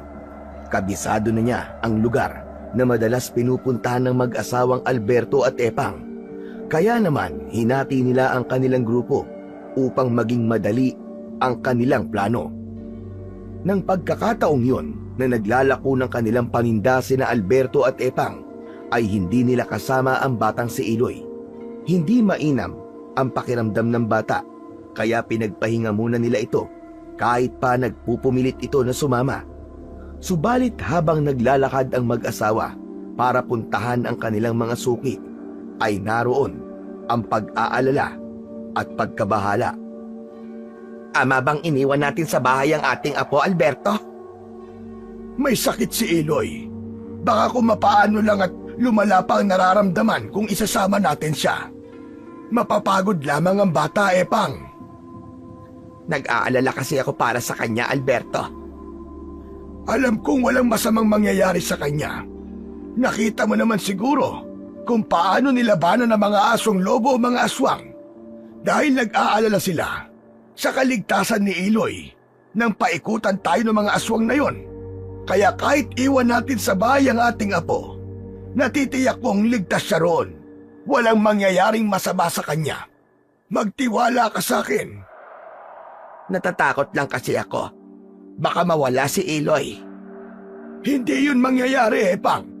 Sa kabuo rin ng paniniwala ko sa pangakong sinabi ni Iloy na hindi niya tayo iiwan.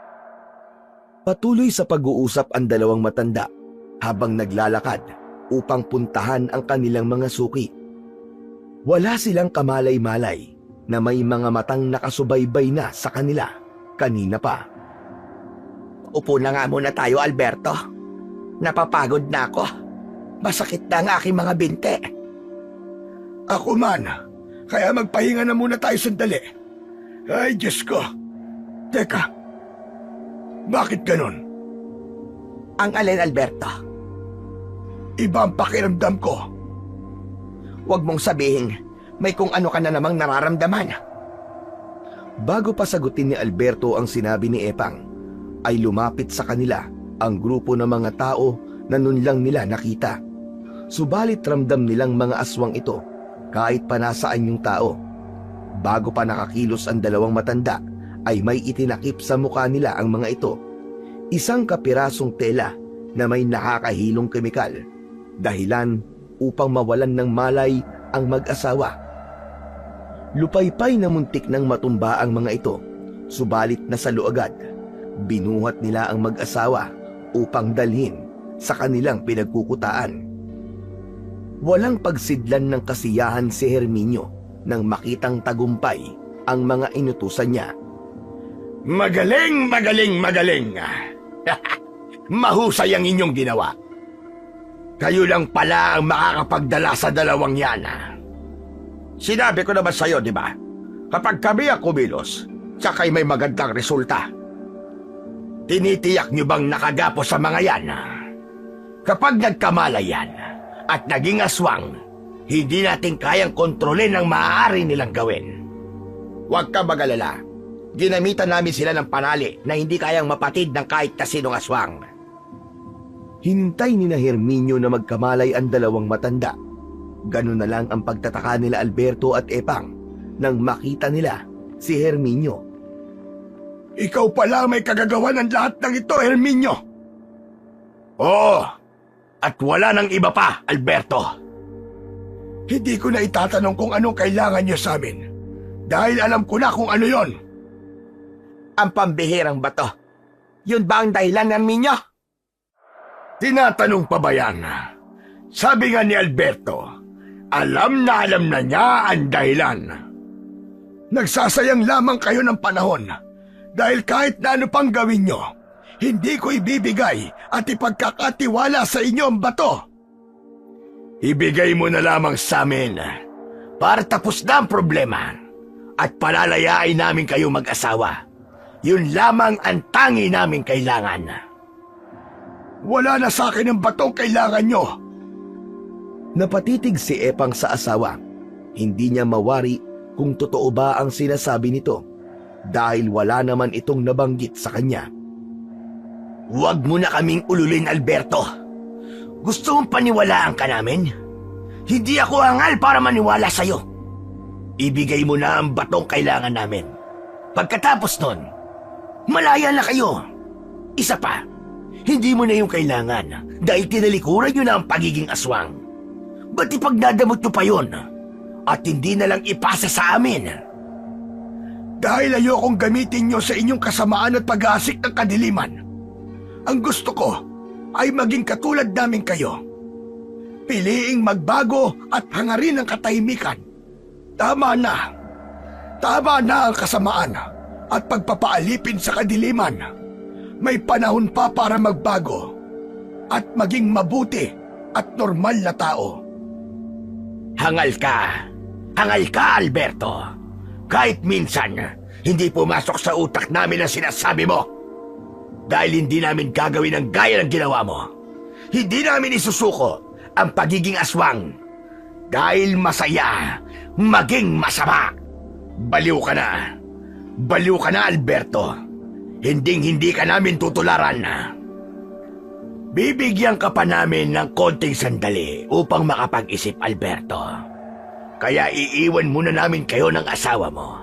At sa pagbabalik namin, ay inaasahan kong nakapagpasya ka na ng tama. Iniwan ng grupo ni na Herminio ang mag-asawa. Samantala, nakakunot naman ang noo ni Epang na nagtanong sa kanyang asawa dahil di pa rin ito makapaniwala sa sinabi ni Alberto kanina.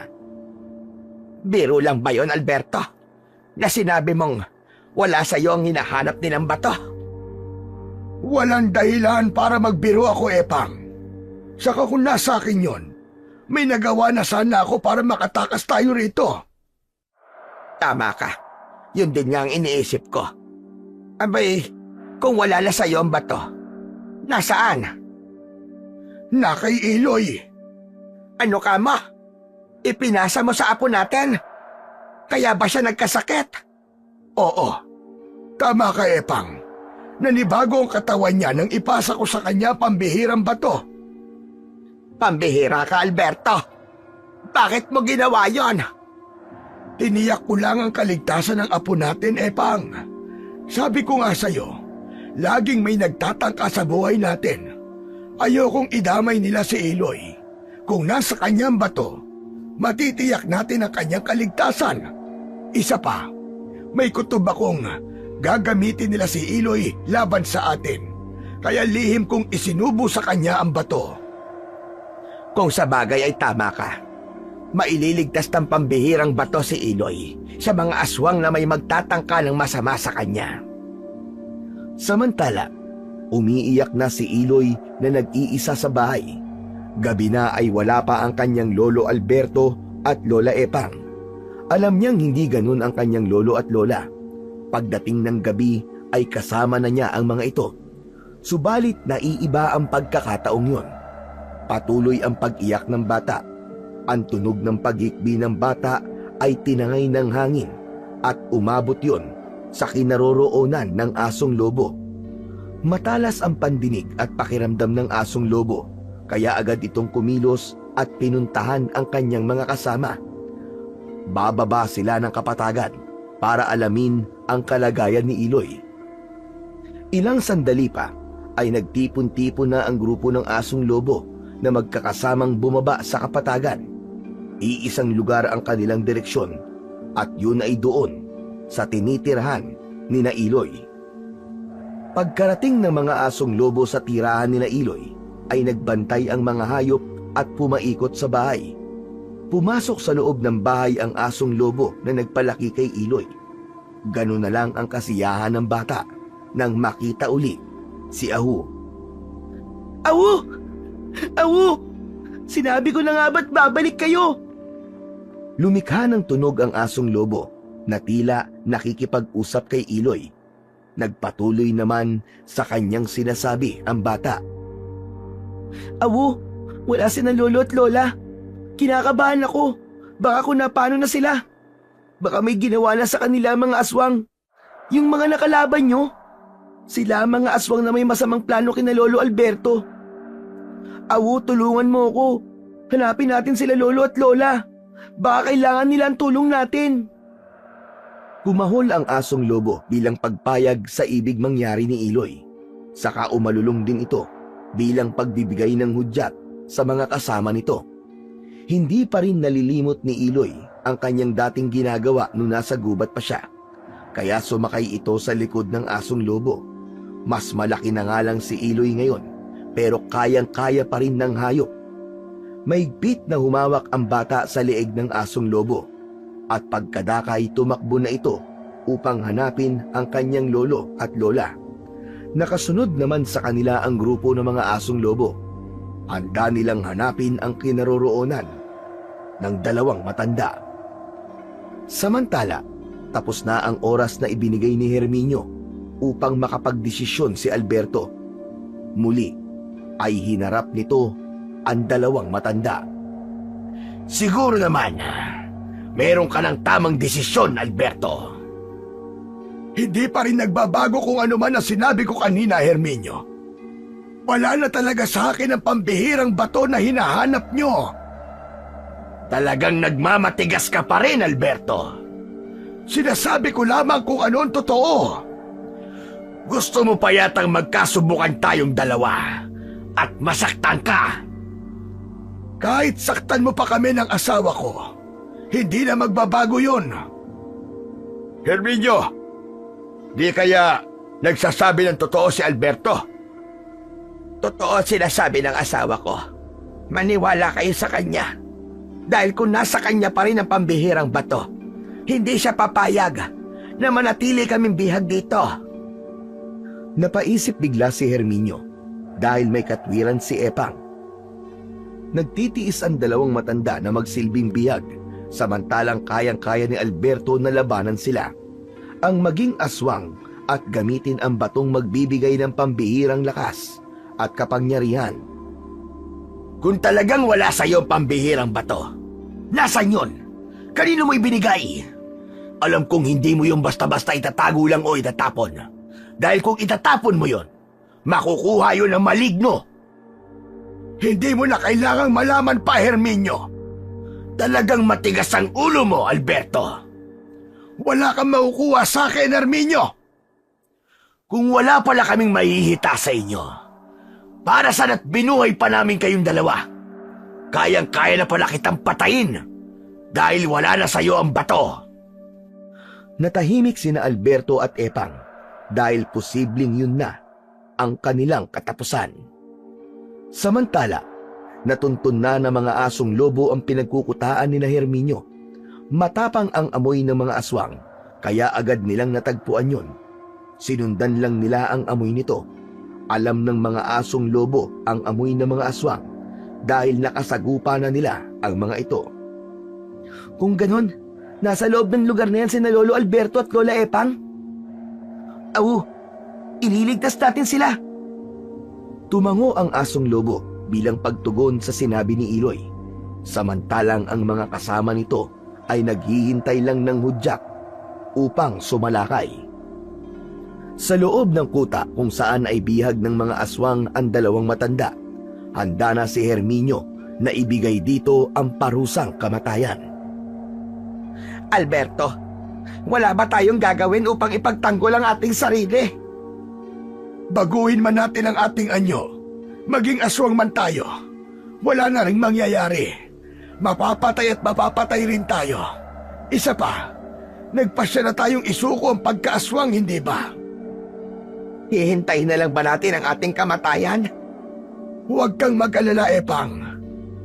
Hindi tayo pababayaan. Abay, Nino! Maghintay ka lang. Alam ko at nararamdaman ko na ililigtas niya tayo. Biglang nagkaroon ng ingay sa labas ng pinagkukutaan ni Herminio. Kasunod ang alulong ng mga hayop na asong lobo. Anong ingay yon? Anong kaguluhan yon? Herminio! May sumalakay sa atin! Sino? Ang mga asong lobo na nakainkwentro na minsan ng grupo natin. Narito sila, kasama ang batang alaga ni Alberto. Hindi maaari ito. Harapin ang mga asong lobo. Hindi pwedeng guluhin nila at lipunin tayo. Iniwan ni Herminio ang dalawang matanda upang tumulong sa pakikipaglaban kontra sa ginawang pag-atake ng mga asong lobo. O ano? Nakita mo na, Epang. Sabi ko naman sa'yo, hindi tayo pababayaan ni Iloy at ng mga asong lobo. Ililigtas ulit nila tayo sa ikalawang pagkakataon, Alberto. Matindi ang sagupaan na nangyari sa labas. Laban ng pangil sa pangil. Pangil na matutulis ng asong lobo. Laban sa pangil ng mga aswang gabunan.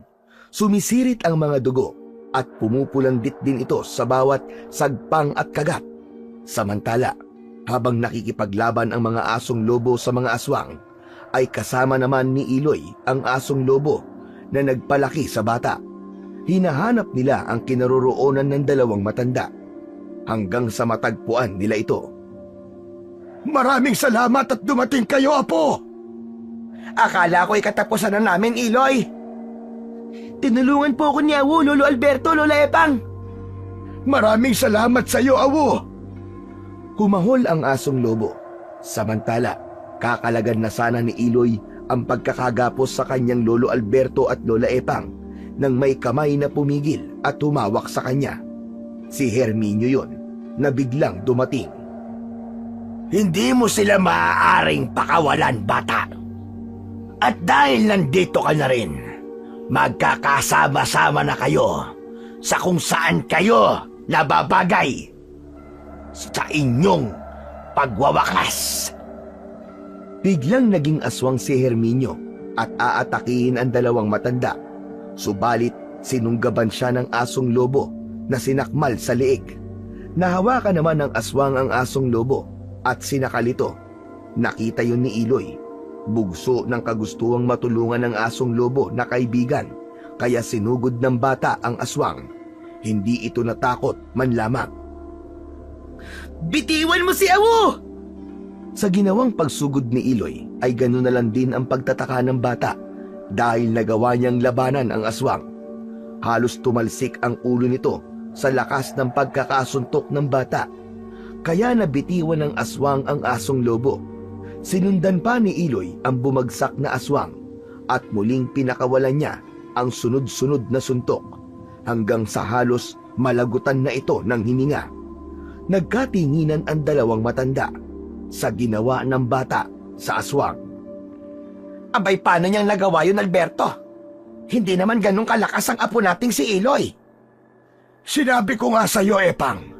Ipinasa ko na kay Iloy ang pambihirang bato. Hindi niya alam yon dahil natutulog siya nang isubo ko yon sa kanyang bibig.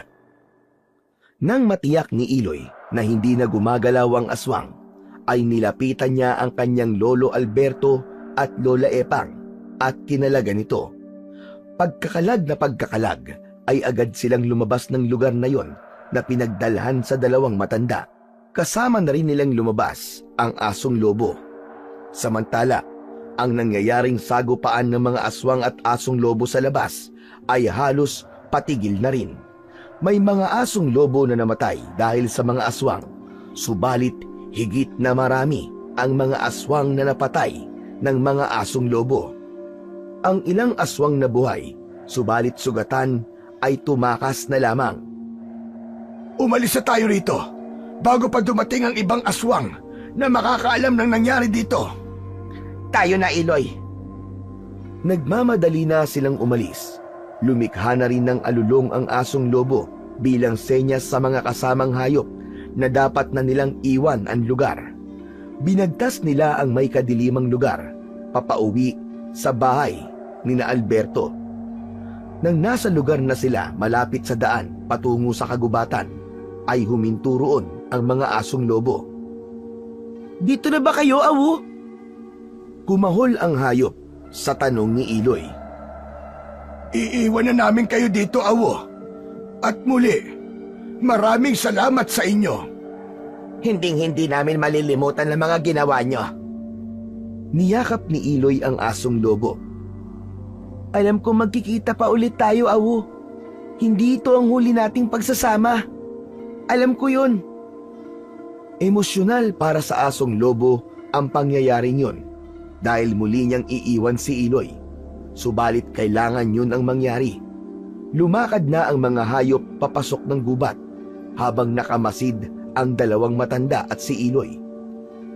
Subalit ganun na lamang ang gulat nila nang mula sa bukana ng gubat na papasukan ng mga asong lobo ay lumitaw ang isang nilalang, isang napakagandang engkantada.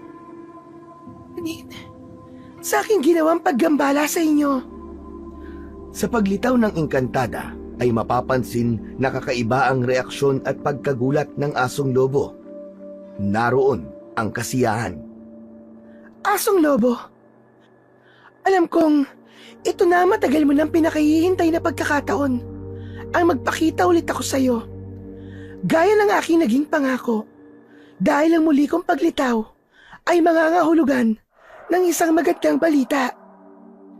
Matamang nakikinig at nakamasid lamang sina Alberto, Epang at Iloy sa mga mangyayari habang nagsasalita ang engkantada at kausap nito ang asong lobo. Tapos na ang sumpa na ipinataw sa iyo dahil nagawa mo ang 3 mabubuting bagay na siyang magpapalaya sa iyo. Kaya ngayon, sa pamamagitan ko, ay binabawi ko na yon at ibabalik ka na sa dati mong anyo. Tapos na ang sumpa at paghihirap mo. Sa pamamagitan ng isang senyas ng engkantada, ay kitang-kita ni na Alberto ang unti-unting pagbabago ng anyo ng asong lobo. Naging tao ito at isang makisig na lalaki. Nakahubad ito na tila nahihiya sa kanyang kalagayan. Kaya sa isang senyas pa ng engkantada ay nadamitan ang lalaki. Hindi na ako magtatagal at inaasahan ko na magiging lubos na ang iyong kabutihan at pagbabagong buhay. Hindi ka nagagawa ng anumang labag sa batas ng kalikasan. Pagkatapos ng paalalang yun ng engkantada, ay bigla itong nawala. Humarap naman ang lalaki kina Alberto. Nagmamadaling lumapit ito at yumakap sa dalawang matanda. Nagtataka naman na nakatingin si Iloy. Hindi naman malaman ni na Alberto at Epang ang sasabihin dahil takang-taka pa rin sila sa mga nangyayari. Abay, sandali lang. Sino ka ba at bakit niyakap mo kami ni Epang? Ikaw naman, Alberto. Baka nagpapasalamat lamang sa atin dahil bahagi tayo ng malaking pagbabago sa buhay niya. Nakalaya na siya sa sumpa ng engkantada at ng bathala ng kagubatan. Ikaw talaga. Porkit magandang lalaki at matipuno ang pangangatawan na gusto mo na namang niyayakap ka. Abay, ganyan-ganyan din naman ako nung kabataan ko Kaya nga nagustuhan mo ko umamin ka. Tumigil ka na nga, Alberto. Abay, pagkatanda-tanda mo na nagsiselos ka pa. Nakakahiya dito kay... ano nga bang pangalan mo, iho? Wilson po. Ako po si Wilson. Wala po ba kayo napapansin sa leeg ko? Napatingin ang dalawang matanda sa leeg ni Wilson. Ganun na lamang ang panlalaki ng mga mata ni na Alberto at Epang. Bay, ganyan-ganyan din ang hugis pusong balat sa leeg ng anak naming nawala. Huwag mong sabihin, ikaw ang aming si Eloy. Ako nga po, inang. Ako ang inyong si Eloy. Natahimik at hindi agad makapagsalita sina Epang at Alberto. Subalit dahil sa sinabi ng lalaki, ay biglang napayakap ng mahigpit si Epang. Pumalahaw ng iyak at hindi niya yun nagawang pigilan. Maging si Alberto ay napaluha na rin na yumakap na rin kay Wilson. Sabihin, ikaw nga ang anak naming si Eloy. Tatang ako nga ito. Ako nga ang inyong anak. Nang mga pagkakataong yon ay nakamasid lamang ang batang si Eloy. Pilit niyang inuunawa ang mga nangyayari. Ang lalaking kaharap niya ngayon, nakapangalan niya, ang tunay na si Eloy, na pinanggalingan ng pangalang ibinigay sa kanya ng kanyang lolo Alberto at lola Epang. Dahil pala isipan ang mga pangyayari, kaya ikinuwento ni Wilson ang dahilan ng kanyang pagkawala, kung bakit nawalay siya sa kanyang mga magulang at kung paano siya naging asong lobo. Gaya ng pagkakaalam ni na Alberto at Epang, ay dinukot na mga aswang na nais magiganti sa kanila ang kanilang anak na si Eloy na nasa 6 na taong gulang pa noon. Pinagtangkaan siyang patayin ng mga aswang, subalit nakatakas siya hanggang sa may ibang taong nag-ampon sa kanya. Hindi na rin kasi niya alam kung paano babalik sa kanilang bahay. Inalagaan at maayos na pinalaki si Wilson ng taong umampun dito. Dahil pagtutroso ang trabaho ng mga taong kumukup sa kanya, ay yun na rin ang naging trabaho ni Wilson sa kanyang paglaki. Subalit sa trabahong yun ay may nalabag siyang batas ng kagubatan. Dahil sa walang habas na pumuputol ng mga puno, kahit mga batang puno ay pinuputol nila. Nagalit ang bathala ng kagubatan, kaya sa pamamagitan ng isang engkantada ay pinarusahan siya sa pamamagitan ng isang sumpa. Ginawa siyang asong lobo na naging bantay sa gubat. Hindi na ito nakabalik pa sa kanyang pamilya. Ang pagkawala ni Wilson sa gubat ay labis na ikinalungkot at ikinasama ng loob ng kanyang asawa. Kaya kahit nag-iisa ay nagtungo ito sa gubat upang hanapin ang asawa na noon ay isa ng asong lobo. Nang mga panahong yun ay nagdadalang tao at halos kabuwanan na ng asawa ni Wilson. Dahil nag-iisa lang na nagpunta sa gubat ang babae, ay napaanak ito ng dahil sa pagod. Kaya nga lang ay binawian ng buhay sa panganganak ang babae. Nakita ni Wilson na noon ay nasa anyo ng asong lobo ang naging paghihirap ng kanyang asawa. Kaya ang anak nila na isinilang ng kanyang asawa ay siya niyang inalagaan. Ang batang yon ay ang kasama nila ngayon na si Eloy. Sa pagtatapos ng kwento ni Wilson tungkol sa mga pangyayari sa buhay niya, ay umaagos ang luha sa kanyang mga mata. Maging sina Alberto at Epang ay hindi rin napigilan ang pag-iyak, lalo na nang malaman nila na ang batang kinuha nila sa gubat ay tulay pala nilang apo. Inang, tatang, nung nasa gubat kayo, alam ko nang kayo ang aking mga magulang. Kaya lang, hindi ko alam kung anong gagawin ko. Dahil isa akong asong lobo. Kaya pala, ganun na lang ang pagtataka namin dahil naging napakabait sa amin ng asong lobo.